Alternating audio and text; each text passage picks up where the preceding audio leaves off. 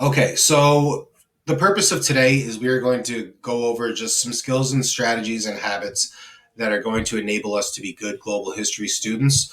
Um, you should have already completed the attendance form, so you should be all set there.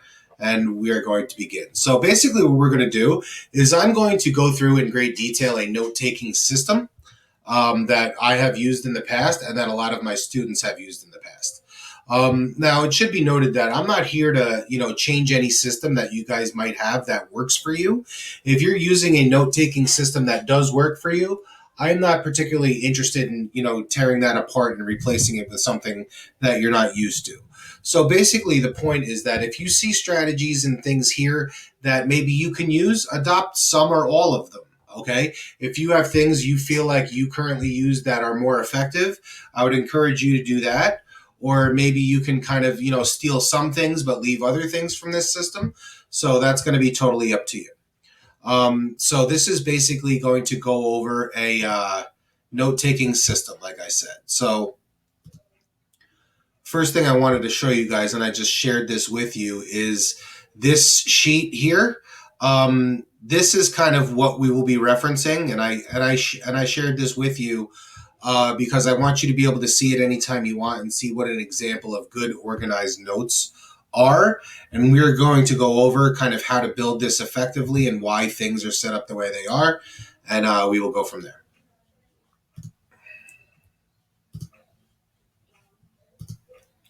All right. So, note taking. There will be notes. Sometimes there will be a lot, sometimes there will be a little. The accuracy and organization of your notes will play a large role in determining how successful you are. A lot of this is just maintaining systems of organization so that we can quickly go back and reference information that we've covered in the past. All the social studies tasks and the regions, for example, and all these tests now are asking you to kind of think about more than one specific time period, throughout history. So when they talk about war, they might want you to look at war a couple different ones. So we need to have information on, that spans the whole course. And if we don't take good, accurate notes and have an effective system of categorizing those notes and indexing them and organizing them, it's going to be very difficult for us to kind of move forward.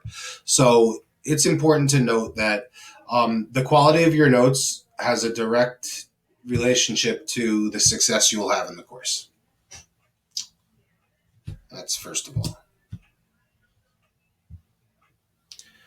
Okay, formatting notes. So there's a way to set them up. Okay, and the first thing you're going to start with is the aim, and that's going to be visible on the screen that you see at the beginning of class every single day, just like it was today. Okay, today's introductory screen said aim 1.1. And it, said what habits and strategies enable us to be good global history students. So that was today's aim. If we look back at it, the aim is always up at the top, and it always has a number. Okay, today's aim is 1.1. That is not just a random choice in number. There's a reason for that number. So this is the first unit, and it's the first lesson. So 1.1. Tomorrow's lesson in theory would be 1.2, et cetera, et cetera. Okay, so that I can quickly reference what information goes in which aim. And I know them all by heart, all the content. Okay, so if you want to know, well, Mister, when did we talk about the Roman Empire? Okay, that was aim 5.3. Okay, and I can tell you all of that. So that's the reason why we set up the aims the way we do, so that we can quickly reference different sets of notes from different times. Okay, the other thing to note about the aim is always set up in the form of a question. Okay, it is basically, I hope you are able to answer this question by the time we are done with the lesson. That's the idea. This is like the learning objective. Okay, so oftentimes you will see always the aim will be posed as a question, but oftentimes you will see an exit slip or a question that comes very, very late in the lesson that is directly aligned with this aim. Okay, so the idea is that you should be able to answer this question at the end of every lesson. If you can, great, we did our job. If not, I have to go back to the drawing board and figure out what do I have to do differently to make sure that you do, have the information to accurately answer this question. But that's my problem.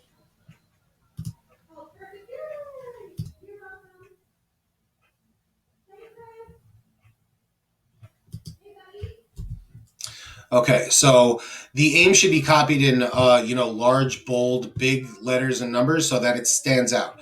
The easiest way to kind of think about it is, if we go back to the sheet that I shared with you, it's up here, it's big, and it's bold, and it stands out.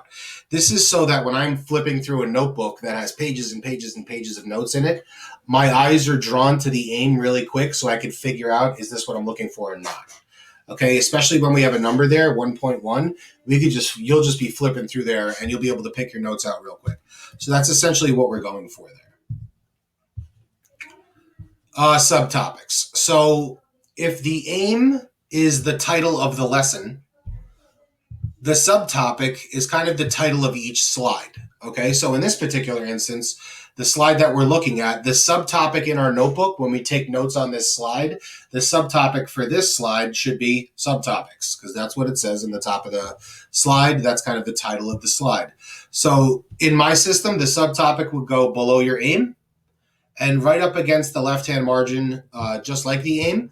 But it should be written in kind of regular font instead of big and bold, because we want that aim to really stand out above all else so that we can reference quickly.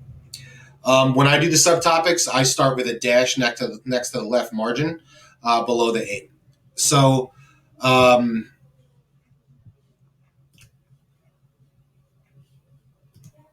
when we go back here, we could see note taking, formatting notes, subtopics. All of that stuff is right up against that margin. So you can see how it's kind of aligned as far as everything else goes. Sorry, I left you guys on the other screen there, but that's all right. So details. Details are the bullet points that you find in each slide. So the kind of size of the information kind of shrinks down as we go. The aim being the big title of the presentation and the title of the lesson, the subtopic being the title of the slide, and then the details contained within that slide. So you can see how the notes are going to kind of build out like an outline essentially. Now, when I do the details of each slide, I kind of indent them and I start with a bullet point. Now I start the subtopic with a dash and I start the details with a bullet point. This is just kind of a way of organizing everything. And the details are really kind of the meat and potatoes, so to speak, of what the content is that we're discussing. So that's the general idea.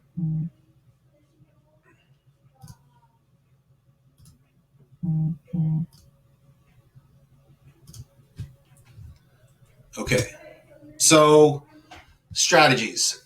A lot of people think that there's some kids out there who try to write every word of every slide, and that's not something that we need to be doing. Okay, so if we kind of employ certain strategies in note taking, this will give us an opportunity to copy all the information that's vitally, important and critical to what we're trying to learn, and also cut out all of the stuff we don't need at the same time. So that's the general idea. The way I do that with my note taking system is I will make certain text bold and red. And this is kind of signaling to you, the student, that these are the words and phrases and parts of this slide that you absolutely must get into your notes. So don't copy every word, just copy what's in red. So even here, if we read the details of this slide that we can see, if you just read what's in red, it's not perfect English, obviously, but it's enough information to give you the idea of what you're copying down. So strategies in note taking. Not have to copy every word. Need complete aims and subtopics. Words important, bolded red should be included. So if we cut out everything that's not in bold red, this gives us an opportunity to capture like I said, the meat and potatoes, the kind of, the important stuff, and leave everything else out. So that's the general idea. Don't go copying every word all the time. That's no way to live. Okay. Make them yours. So no two persons' notes should really look alike. I know I've kind of put forth this robotic system of note taking. I'm saying do this and put this there and so on and so forth. And like I said in the beginning, this is really just a system that I have used in the past. So it's not totally necessary that you copy everything exactly as it's presented. Like I said, just take stuff that you like, leave other stuff that you don't. But the general idea is, if you personalize your notes and make them yours, this kind of makes the information stick a little bit better. drawing pictures on the side or writing little comments about what you see or something like that can kind of turn your notes into an image instead of just text. And, in doing that, a lot of you are visual learners, and that's kind of the, predominant learning modality these days. But for visual learners, anytime we can turn information into an image is going to be an advantage to you. So personalizing your notes with little pictures and doodles and comments and whatever else, and making them yours can go a long way towards doing that and give you an opportunity to grasp the information effectively. All right, so I want to pause for just a second here. Uh,